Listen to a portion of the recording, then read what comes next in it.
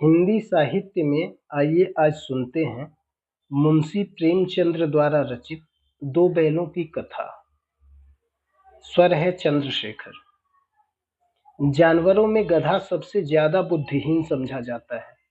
हम जब किसी आदमी को पहले दर्जे का बेवकूफ कहना चाहते हैं तो उसे गधा कहते हैं। गधा सचमुच बेवकूफ है या उसके सीधेपन, उसकी निरापद सहिष्णुता ने उसे यह पदवी दे दी है, इसका निश्चय नहीं किया जा सकता। गायें सींग मारती हैं। ब्याही हुई गाय तो अनायास ही सिंघनी का रूप धारण कर लेती है। कुत्ता भी बहुत गरीब जानवर है, लेकिन कभी कभी उसे भी क्रोध आ ही जाता है। किंतु गधे को कभी क्रोध करते नहीं सुना, न देखा। जितना चाहो गरीब को मारो, चाहे जैसी खराब सड़ी हुई घास सामने डाल दो, उसके चेहरे पर कभी असंतोष की छाया भी नहीं दिखाई देगी। वैशाख में चाहे एक आध बार कुलेल कर लेता हो, पर हमने उसे कभी खुश होते नहीं देखा। उसके चेहरे पर एक विषाद अस्थायी रूप से छाया रहता है। सुख दुख, हानि लाभ किसी भी दशा में उसे बदलते नहीं देखा। ऋषियों मुनियों के जितने गुण हैं वे सभी उसमें पराकाष्ठा को पहुंच गए हैं, पर आदमी उसे बेवकूफ कहता है। सद्गुणों का इतना अनादर कहीं नहीं देखा। कदाचित सीधापन संसार के लिए उपयुक्त नहीं है। देखिए ना, भारतवासियों की अफ्रीका में क्या दुर्दशा हो रही है। क्यों अमेरिका में उन्हें घुसने नहीं दिया जाता। बेचारे शराब नहीं पीते, चार पैसे कुछ समय के लिए बचा कर रखते हैं, जी तोड़कर काम करते हैं, किसी से लड़ाई झगड़ा नहीं करते, चार बातें सुनकर गम खा जाते हैं, फिर भी बदनाम है। कहा जाता है वे जीवन के आदर्श को नीचा करते हैं। अगर वे ईंट का जवाब पत्थर से देना सीख जाते तो शायद सभ्य कहलाने लगते। जापान की मिसाल सामने है। एक ही विजय ने उसे संसार की सभ्य जातियों में गण्य बना दिया। लेकिन गधे का एक छोटा भाई और भी है, जो उससे कम ही गधा है, और वह है बैल। जिस अर्थ में हम गधे का प्रयोग करते हैं, कुछ उसी से मिलते जुलते अर्थ में बछिया के ताऊ का भी प्रयोग करते हैं। कुछ लोग बैल को शायद बेवकूफी में सर्वश्रेष्ठ कहेंगे, मगर हमारा विचार ऐसा नहीं है। बैल कभी कभी मारता भी है, कभी कभी अड़ियल बैल भी देखने में आता है, और भी कई रीतियों से अपना असंतोष प्रकट कर देता है। अतएव उसका स्थान गधे से नीचा है। झूरी काछी के दोनों बैलों के नाम थे हीरा और मोती। दोनों पछाई जाति के थे, देखने में सुंदर, काम में चौकस, दिल में ऊंचे। बहुत दिनों साथ रहते रहते दोनों में भाईचारा हो गया था। दोनों आमने सामने या आसपास बैठे हुए एक दूसरे से मूक भाषा में विचार विनिमय किया करते थे। एक दूसरे के मन की बात को कैसे समझा जाता है हम कह नहीं सकते। अवश्य ही उनमें कोई ऐसी गुप्त शक्ति थी जिससे जीवों में श्रेष्ठता का दावा करने वाला मनुष्य वंचित है। दोनों एक दूसरे को चाट कर सूंघ कर अपना प्रेम प्रकट करते। कभी कभी दोनों सींग भी मिला लिया करते थे, विग्रह के नाते से नहीं, केवल विनोद के भाव से, आत्मीयता के भाव से। जैसे दोनों में घनिष्ठता होते ही धौल धप्पा होने लगता है। इसके बिना दोस्ती कुछ फुसफुसी, कुछ हल्की सी रहती है, जिस पर ज्यादा विश्वास नहीं किया जा सकता। जिस वक्त ये दोनों बैल हल या गाड़ी में जोत दिए जाते और गर्दन हिला हिला कर चलते, उस वक्त हर एक की यही चेष्टा होती थी कि ज्यादा से ज्यादा बोझ मेरी ही गर्दन पर रहे। दिन भर के बाद दोपहर या संध्या को दोनों खुलते तो एक दूसरे को चाट चूट कर अपनी थकान मिटा लिया करते। नाद में खली भूसा पड़ जाने के बाद दोनों साथ उठते, साथ नाद में मुंह डालते और साथ ही बैठते थे। एक मुंह हटा लेता तो दूसरा भी हटा लेता था। संयोग की बात, झूरी ने एक बार गोई को ससुराल भेज दिया। बैलों को क्या मालूम वे क्यों भेजे जा रहे हैं। समझे मालिक ने हमें बेच दिया। अपना यूं बेचा जाना उन्हें अच्छा लगा या बुरा, कौन जाने, पर झूरी के साले गया को घर तक गोई ले जाने में दांतों पसीना आ गया। पीछे से हाँकता तो दोनों दाएं बाएं भागते, पगहिया पकड़कर आगे से खींचता तो दोनों पीछे की ओर जोर लगाते, मारता तो दोनों सींगे नीचे करके हुंकारते। अगर ईश्वर ने उन्हें वाणी दी होती तो झूरी से पूछते, तुम हम गरीबों को क्यों निकाल रहे हो। हमने तो तुम्हारी सेवा करने में कोई कसर नहीं उठा रखी। अगर इतनी मेहनत से काम न चलता था तो और काम ले लेते। हमें तो तुम्हारी चाकरी में मर जाना कबूल था। हमने कभी दाने चारे की शिकायत नहीं की। तुमने जो कुछ खिलाया वह सिर झुकाकर खा लिया। फिर तुमने हमें इस जालिम के हाथ क्यों बेच दिया? संध्या समय दोनों बैल अपने नए स्थान पर पहुंचे। दिन भर के भूखे थे, लेकिन जब नाद में लगाए गए तो एक ने भी उसमें मुंह नहीं डाला। दिल भारी हो रहा था। जिसे उन्होंने अपना घर समझ रखा था वह आज उनसे छूट गया। यह नया घर, नया गांव, नए आदमी उन्हें बेगानों से लगते थे। दोनों ने अपनी मूक भाषा में सलाह की, एक दूसरे को कनखियों से देखा और लेट गए। जब गांव में सोता पड़ गया तो दोनों ने जोर मारकर पगहे तुड़ा डाले और घर की तरफ चले। पगहे बहुत मजबूत थे, अनुमान न हो सकता था कि कोई बैल उन्हें तोड़ सकेगा, पर इन दोनों में इस समय दूनी शक्ति आ गई थी। एक एक झटके में रस्सियां टूट गई। झूरी प्रातःकाल सोकर उठा तो देखा कि दोनों बैल चरनी पर खड़े हैं। दोनों की गर्दनों में आधा आधा गराव लटक रहा था। घुटने तक पांव कीचड़ में भरे हैं और दोनों की आंखों में विद्रोहमय स्नेह झलक रहा है। झूरी बैलों को देखकर स्नेह से गदगद हो गया। दौड़कर उन्हें गले लगा लिया। प्रेमालिंगन और चुंबन का वह दृश्य बड़ा ही मनोहर था। घर और गांव के लड़के जमा हो गए और तालियां बजा बजा कर उनका स्वागत करने लगे। गांव के इतिहास में यह घटना अभूतपूर्व न होते हुए भी महत्वपूर्ण थी। बाल सभा ने निश्चय किया, दोनों पशु वीरों का अभिनंदन पत्र देना चाहिए। कोई अपने घर से रोटियां लाया, कोई गुड़, कोई चोकर, कोई भूसी। एक बालक ने कहा, ऐसे बैल किसी के पास न हो। दूसरे ने समर्थन किया, इतनी दूर से दोनों अकेले चले आए। तीसरा बोला, बैल नहीं है, वे उस जन्म के आदमी हैं। इसका प्रतिवाद करने का किसी को साहस नहीं हुआ। झूरी की स्त्री ने बैलों को द्वार पर देखा तो जल उठी। बोली, कैसे नमक हराम बैल हैं कि एक दिन वहां काम न किया भाग खड़े हुए। झूरी अपने बैलों पर यह आक्षेप न सुन सका। नमक हराम क्यों है? चारा दाना न दिया होगा तो क्या करते? स्त्री ने रोब के साथ कहा, बस तुम ही तो बैलों को खिलाना जानते हो, और तो सभी पानी पिला पिला कर रखते हैं। झूरी ने चिढ़ाया, चारा मिलता तो क्यों भागते? स्त्री चिढ़ी, भागे इसलिए कि वे लोग तुम जैसे बुद्धुओं की तरह बैलों को सहलाते नहीं, खिलाते हैं तो रगड़ कर जोतते भी हैं। ये दोनों ठहरे कामचोर भाग निकले। अब देखूं कहाँ से खली और चोकर मिलता है। सूखे भूसे के सिवा कुछ न दो, खाएं चाहे मरें। वही हुआ। मजूर की बड़ी ताकीद की गई कि बैलों को खाली सूखा भूसा दिया जाए। बैलों ने नाद में मुंह डाला तो फीका फीका, न कोई चिकनाहट, न कोई रस। क्या खाएं? आशा भरी आंखों से द्वार की ओर ताकने लगे। झूरी ने मजूर से कहा, थोड़ी सी खली क्यों नहीं डाल देता बे? मालकिन मुझे मार ही डालेंगी। चुरा कर डाला? ना दादा, पीछे से तुम भी उन्हीं की सी कहोगे। दूसरे दिन झूरी का साला फिर आया और बैलों को ले चला। अब कि उसने दोनों को गाड़ी में जोता। दो चार बार मोती ने गाड़ी को खाई में गिराना चाहा, पर हीरा ने संभाल लिया। वह ज्यादा सहनशील था। संध्या समय घर पहुंचकर उसने दोनों को मोटी रस्सियों से बांधा और कल की शरारत का मजा चखाया। फिर वही सूखा भूसा डाल दिया। अपने दोनों बैलों को खली, चूनी सब कुछ दी। दोनों बैलों का ऐसा अपमान कभी न हुआ था। झूरी उन्हें फूल की छड़ी से भी न छूता था। उनकी चित्कार पर दोनों उड़ने लगते थे। यहाँ मार पड़ी, आहत सम्मान की व्यथा तो थी ही, पर मिला सूखा भूसा। नाद की तरफ आंखें तक न उठाई। दूसरे दिन गया ने बैलों को हल में जोता, पर इन दोनों ने जैसे पांव न उठाने की कसम खा ली थी। वह मारते मारते थक गया, पर दोनों ने पांव न उठाया। एक बार जब उस निर्दयी ने हीरा की नाक पर खूब डंडे जमाए तो मोती का गुस्सा काबू से बाहर हो गया।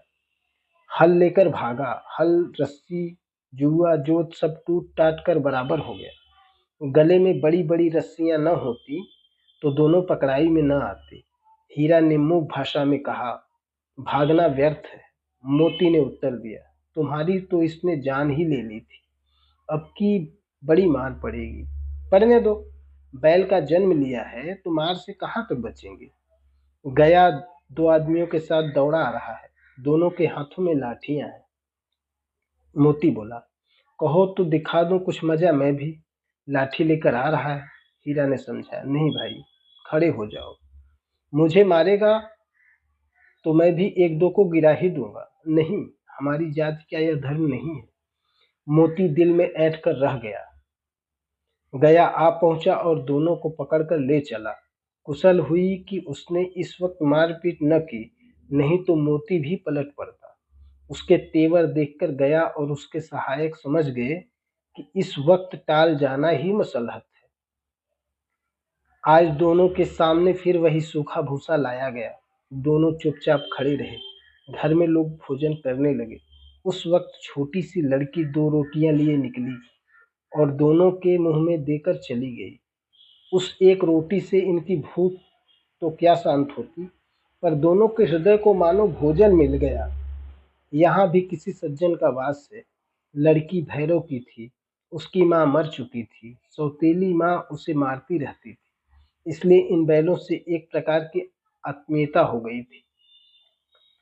दोनों दिन भर जोते जाते, डंडे खाते, अड़ते, शाम को थान पर बांध दिए जाते और रात को वही बालिका उन्हें दो रोटियां खिला जाती। प्रेम के इस प्रसाद की यह बरकत थी कि दो दो गाल सूखा भूसा खाकर भी दोनों दुर्बल न होते थे, मगर दोनों की आंखों में, रोम रोम में विद्रोह भरा हुआ था। एक दिन मोती ने मुख भाषा में कहा, अब तो नहीं सहा जाता हीरा, क्या करना चाहते हो।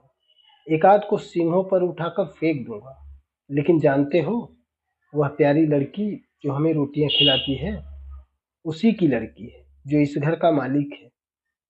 यह बेचारी अनाथ हो जाएगी तो मालकिन को न फेंक दूं, वही तो इस लड़की को मारती है। लेकिन औरत जात पर सींग चलाना मना है, यह भूले जाते हो। तुम तो किसी तरह निकलने ही नहीं देते। बताओ, उड़ाकर भाग चलें। हाँ, यह मैं स्वीकार करता हूँ, लेकिन इतनी मोटी रस्सी टूटेगी कैसे। इसका एक उपाय है। पहले रस्सी को थोड़ा सा चबा लो, फिर एक झटके में जाती है। रात को जब बालिका रोटियां खिलाकर चली गई, दोनों रस्सियां चबाने लगे, पर मोटी रस्सी मुंह में न आती थी। बेचारे बार बार जोर लगा कर रह जाते थे। सहसा घर का द्वार खुला और वह लड़की निकली। दोनों सिर झुकाकर उसका हाथ चाटने लगे। दोनों की पूंछें खड़ी हो गई। उसने उनके माथे सहलाए और बोली, खोल देती हूँ, चुपके से भाग जाओ, नहीं तो ये लोग मार डालेंगे। आज घर में सलाह हो रही है कि इनकी नाकों में नाक डाल दी जाए। उसने गराव खोल दिया, पर दोनों चुप खड़े रहे। मोती ने अपनी भाषा में पूछा, अब चलते क्यों नहीं। हीरा ने कहा, चले तो, लेकिन कल इस अनाथ पर आफत आएगी, सब इसी पर संदेह करेंगे। सहसा बालिका चिल्लाई, दोनों फूफा वाले बैल भागे जा रहे हैं। ओ दादा, दादा, दोनों बैल भागे जा रहे हैं, जल्दी दौड़ो। गया हड़बड़ाकर भीतर से निकला और बैलों को पकड़ने चला। वे दोनों भागे। गया ने पीछा किया और भी तेज हुए। गया ने शोर मचाया, फिर गांव के कुछ आदमियों को भी साथ लेने के लिए लौटा। दोनों मित्रों को भागने का मौका मिल गया। सीधे दौड़ते चले गए, यहाँ तक कि मार्ग का ज्ञान न रहा। जिस परिचित मार्ग से आए थे, उसका यहाँ पता न था। नए नए गांव मिलने लगे। तब दोनों एक खेत के किनारे खड़े होकर सोचने लगे, अब क्या करना चाहिए। हीरा ने कहा, मालूम होता है राह भूल गए हैं। तुम भी बेतहाशा भागे, वहीं उसे मार गिराना था। उसे मार गिराते तो दुनिया क्या कहती। वो अपने धर्म छोड़ दे, लेकिन हम अपना धर्म क्यों छोड़ें। दोनों भूख से व्याकुल हो रहे थे। खेत में मटर खड़ी थी, चरने लगे, रह रह कर आहट लेते रहे थे, कोई आता तो नहीं। जब पेट भर गया, दोनों ने आजादी का अनुभव किया तो मस्त होकर उछलने कूदने लगे। पहले दोनों ने ढकार ली, फिर सींग मिलाए और एक दूसरे को ठेलने लगे। मोती ने हीरा को कई कदम पीछे हटा दिया। यहाँ तक कि वह खाई में गिर गया। तब उसे भी क्रोध आ गया, संभल कर उठा और मोती से भिड़ गया। मोती ने देखा खेल में झगड़ा हुआ चाहता है तो किनारे हट गया। अरे यह क्या, कोई सांड डॉक्टर आ रहा है। हाँ, सांड ही है। वह सामने आ पहुंचा। दोनों मित्र बगले झांक रहे थे। सांड पूरा हाथी था। उससे भिड़ना जान से हाथ धोना है, लेकिन न भिड़ने पर भी जान बचती नजर नहीं आती। इन्हीं की तरफ आ भी रहा है। कितनी भयंकर सूरत है। मोती ने मुंह भाषा में कहा, बुरे फंसे। जान बचेगी, कोई उपाय सोचो। हीरा ने चिंतित स्वर में कहा, अपने घमंड में फूला हुआ है, आरजू विनती न सुनेगा। भाग क्यों न चले, भागना कायरता है। तो फिर यहीं मरो, बंदा तो 9 2 11 होता है। और जो दौड़ाए, तो फिर कोई उपाय सोचो जल्द। उपाय यही है कि उस पर दोनों जने एक साथ चोट करें। मैं आगे से रगेदता हूं, तुम पीछे से रगेदो। दुहरी मार पड़ेगी तो भाग खड़ा होगा। मेरी ओर झपटे, तुम बगल से उसके पेट में सींग घुसेड़ देना। जान जोखिम में है, पर दूसरा उपाय नहीं है। दोनों मित्र जान हथेलियों पर लेकर लपके। सांड को भी संगठित शत्रुओं से लड़ने का तजुर्बा न था। वह तो एक शत्रु से मल्लयुद्ध करने का आदी था। ज्यों ही हीरा पर झपटा, मोती ने पीछे से दौड़ाया। सांड उसकी तरफ मुड़ा तो हीरा ने रगेदा। सांड चाहता था एक एक करके दोनों को गिरा ले, पर ये दोनों भी उस्ताद थे। उसे वह अवसर न देते थे। एक बार सांड झल्लाकर हीरा का अंत कर देने के लिए चला कि मोती ने बगल से आकर उसके पेट में सींग भोंक दिया।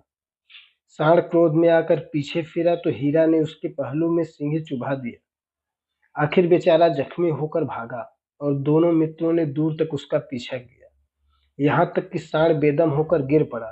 तब दोनों ने उसे छोड़ दिया। दोनों मित्र जीत के नशे में झूमते चले जाते थे। मोती ने सांकेतिक भाषा में कहा, मेरा जी चाहता था कि बच्चा को मार ही डालूं। हीरा ने तिरस्कार किया, गिरे हुए बैरी पर सींग न चलाना चाहिए। यह सब ढोंग है। बैरी को ऐसा मारना चाहिए कि फिर न उठे। अब घर कैसे पहुंचोगे यह सोचो। पहले कुछ खा लें तो सोचें। सामने मटर का खेत था ही। मोती उसमें घुस गया। हीरा मना करता रहा, पर उसने एक न सुनी। अभी 2 ही 4 ग्रास खाए थे कि 2 आदमी लाठियां लिए दौड़ पड़े और दोनों मित्रों को घेर लिया। हीरा तो मेड़ पर था, निकल गया। मोती सींचे हुए खेत में था। उसके खूर कीचड़ में धंसने लगे, न भाग सका। पकड़ लिया। हीरा ने देखा संगी संकट में है तो लौट पड़ा। फंसेंगे तो दोनों फंसेंगे। रखवाले ने उसे भी पकड़ लिया। प्रातःकाल दोनों मित्र कांजी हाउस में बंद कर दिए गए। दोनों मित्रों को जीवन में पहली बार ऐसा साबिका मिला कि सारा दिन बीत गया और खाने को एक तिनका भी न मिला। समझ में ही न आता था यह कैसा स्वामी है। इससे तो गया फिर भी अच्छा था। यहाँ कई भैंसें थी, कई बकरियां, कई घोड़े, कई गधे, पर किसी के सामने चारा न था। सब जमीन पर मुर्दों की तरह पड़े थे। कई तो इतने कमजोर हो गए थे कि खड़े भी न हो सकते थे। सारा दिन दोनों मित्र फाटक की ओर टकटकी लगाए ताकते रहे, पर कोई चारा लेकर आता न दिखाई दिया। तब दोनों ने दीवार की नमकीन मिट्टी चाटनी शुरू की, पर इससे क्या तृप्ति होती। रात को रात को भी जब कुछ भोजन न मिला तो हीरा के दिल में विद्रोह की ज्वाला दहक उठी। मोती से बोला, अब नहीं रहा जाता मोती। मोती ने सिर लटकाए हुए जवाब दिया, मुझे तो मालूम होता है कि प्राण निकल रहे हैं। इतनी जल्द हिम्मत न हारो भाई। यहाँ से भागने का कोई उपाय निकालना चाहिए। आओ दीवार तोड़ डालें। मुझसे तो अब कुछ न होगा। बस इसी बूते पर करते थे, सारी अकड़ निकल गई। बाड़े की दीवार कच्ची थी। हीरा मजबूत तो था ही, अपने नुकीले सींग दीवार में गड़ा दिए और जोर मारा तो मिट्टी का एक चिप्पड़ निकल आया। फिर तो उसका साहस बढ़ा। इसने दौड़ दौड़ कर दीवार पर चोटी की और हर चोट में थोड़ी थोड़ी मिट्टी गिरने लगा। उसी समय कांजी हाउस का चौकीदार लालटेन लेकर जानवर की हाजिरी लेने आ निकला। हीरा का उज्जड़पन देख उसे कई डंडे रसीद किए और मोटी रस्सी से बांध दिया। मोती ने पड़े पड़े कहा, आखिर मार खाई क्या मिला? अपने बूते भर जोर तो मार दिया। ऐसा जोर मारना किस काम का कि और बंधन में पड़ गए। जोर तो मारता ही जाऊंगा, चाहे कितने बंधन पड़ते जाएं। जान से हाथ धोना पड़ेगा, कुछ परवाह नहीं, यूं भी तो मरना ही है। सोचो दीवार खुद जाती तो कितनी जानें बच जाती। इतने भाई यहाँ बंद हैं, किसी की देह में जान नहीं है। 2-4 दिन यही हाल रहा तो सब मर जाएंगे। हाँ, यह बात तो है। अच्छा तो ला, फिर मैं भी जोर लगाता हूँ। मोती ने भी दीवार में उसी जगह सींग मारा। थोड़ी सी मिट्टी गिरी और फिर हिम्मत बढ़ी। फिर तो वह दीवार में सींग लगातार इस तरह जोर लगाने लगा मानो किसी प्रतिद्वंदी से लड़ रहा है। आखिर कोई 2 घंटे की जोर आजमाइश के बाद दीवार ऊपर से लगभग 1 हाथ गिर गई। उसने दूनी शक्ति से दूसरा धक्का मारा तो आधी दीवार गिर पड़ी। दीवार का गिरना था कि अधमरे से पड़े हुए सभी जानवर चेत उठे। तीनों घोड़ियां सरपट भाग निकली, फिर बकरियां निकली, इसके बाद भैंसें भी खिसक गई, पर गधे अभी तक ज्यों के त्यों खड़े थे। हीरा ने पूछा, तुम दोनों क्यों नहीं भाग जाते? एक गधे ने कहा, जो कहीं फिर पकड़ लिए जाएं तो क्या हर्ज है, अभी तो भागने का अवसर है। हमें तो डर लगता है, हम कहीं यहीं पड़े रहेंगे। आधी रात से ऊपर जा चुकी थी। दोनों गधे अभी तक खड़े सोच रहे थे कि भागें या न भागें, और मोती अपने मित्र की रस्सी तोड़ने में लगा हुआ था। जब वह हार गया तो हीरा ने कहा, तुम जाओ, मुझे यहीं पड़ा रहने दो, शायद कहीं भेंट हो जाए। मोती ने आंखों में आंसू लाकर कहा, तुम मुझे इतना स्वार्थी समझते हो? हीरा, हम और तुम इतने दिन एक साथ रहे हैं, आज तुम विपत्ति में पड़ गए तो मैं तुम्हें छोड़कर अलग हो जाऊं? हीरा ने कहा, बहुत मार पड़ेगी, लोग समझ जाएंगे यह तुम्हारी शरारत है। मोती ने गर्व से कहा, जिस अपराध के लिए तुम्हारे गले में बंधन पड़ा, उसके लिए अगर मुझे मार पड़े तो क्या चिंता। इतना तो हो ही गया कि 9-10 प्राणियों की जान बच गई, वे सब तो आशीर्वाद देंगे। यह कहते हुए मोती ने दोनों गधों को सींगों से मार मार कर बाड़े से बाहर निकाला और तब अपने बंधु के पास आकर सो रहा। भोर होते ही मुंशी और चौकीदार तथा अन्य कर्मचारियों में कैसी खलबली मची, इसके लिखने की जरूरत नहीं। बस इतना ही काफी है कि मोती की खूब मरम्मत हुई और उसे भी मोटी रस्सी में बांध दिया गया। 1 सप्ताह तक दोनों मित्र वहां बंधे पड़े रहे। किसी ने चारे का एक तृण भी न डाला। हाँ, एक बार पानी दिखा दिया जाता था, यही उनका आधार था। दोनों इतने दुर्बल हो गए थे कि उठा तक नहीं जाता था। ठठरियां निकल आई थी। एक दिन बाड़े के सामने डुग्गी बजने लगी और दोपहर होते होते वहां 50-60 आदमी जमा हो गए। तब दोनों मित्र निकाले गए और उनकी देखभाल होने लगी। लोग आ आकर उनकी सूरत देखते और मन फीका करके चले जाते। ऐसे मृतक बैलों का कौन खरीदार होता। सहसा एक दढ़ियल आदमी, जिसकी आंखें लाल थी और मुद्रा अत्यंत कठोर, आया और दोनों मित्रों के कुल्हों में उंगली गोद कर मुंशी जी से बातें करने लगा। उसका चेहरा देखकर अंतर्ज्ञान से दोनों मित्रों के दिल कांप उठे। वह कौन है और उन्हें क्यों टटोल रहा है, इस विषय में उन्हें कोई संदेह न हुआ। दोनों ने एक दूसरे को भीत नेत्रों से देखा और सिर झुका ली। हीरा ने कहा, गया के घर से नाहक भागे, अब तो जान न बचेगी। मोती ने अश्रद्धा के भाव से उत्तर दिया, कहते हैं भगवान सबके ऊपर दया करते हैं, उन्हें हमारे ऊपर दया क्यों नहीं आती। भगवान के लिए हमारा जीना मरना दोनों बराबर है। चलो अच्छा ही है, कुछ दिन उसके पास तो रहेंगे।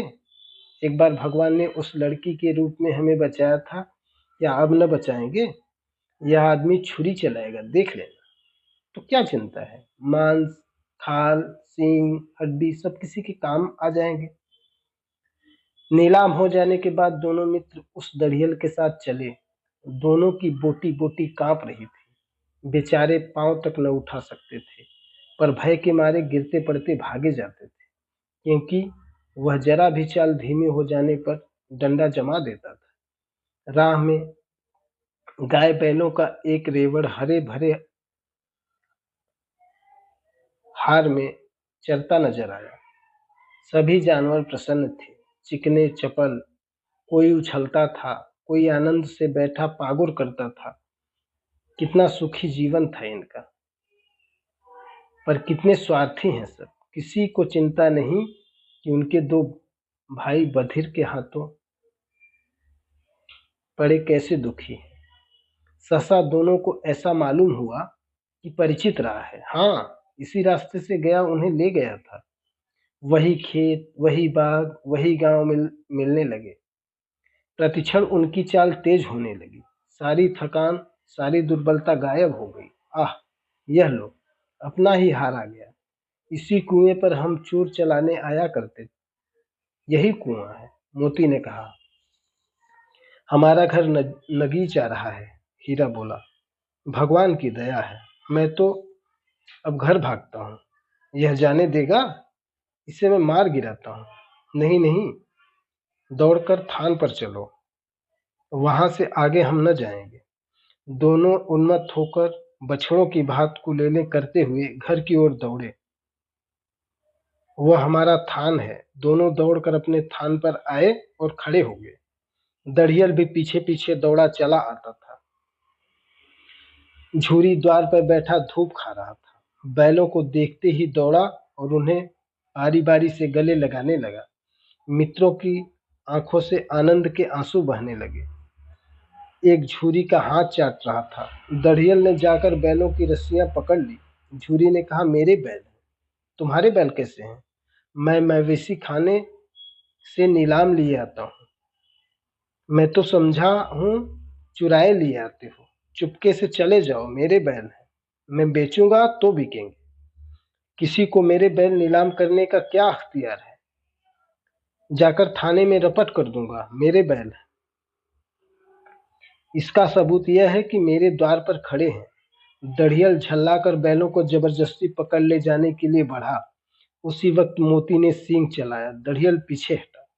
मोती ने पीछा किया। दड़ियल भागा। मोती पीछे दौड़ा। गांव के बाहर निकल जाने पर वह रुका, पर खड़ा दड़ियल का रास्ता देख रहा था।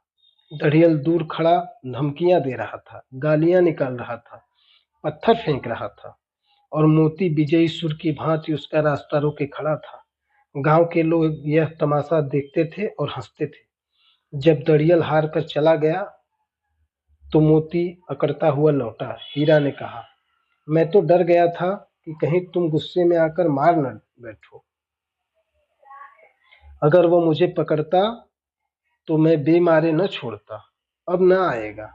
आएगा तो दूर से ही खबर लूंगा। देखो कैसे ले जाता है। जो गोली मरवा दे, मर जाऊंगा, पर उसके हाथ न आऊंगा। हमारी जान को कोई जान ही नहीं समझता, इसलिए कि हम इतने सीधे हैं। जरा देर में नादों में खली, भूसा, चोकर और दाना भर दिया गया और दोनों मित्र खाने लगे। झूठ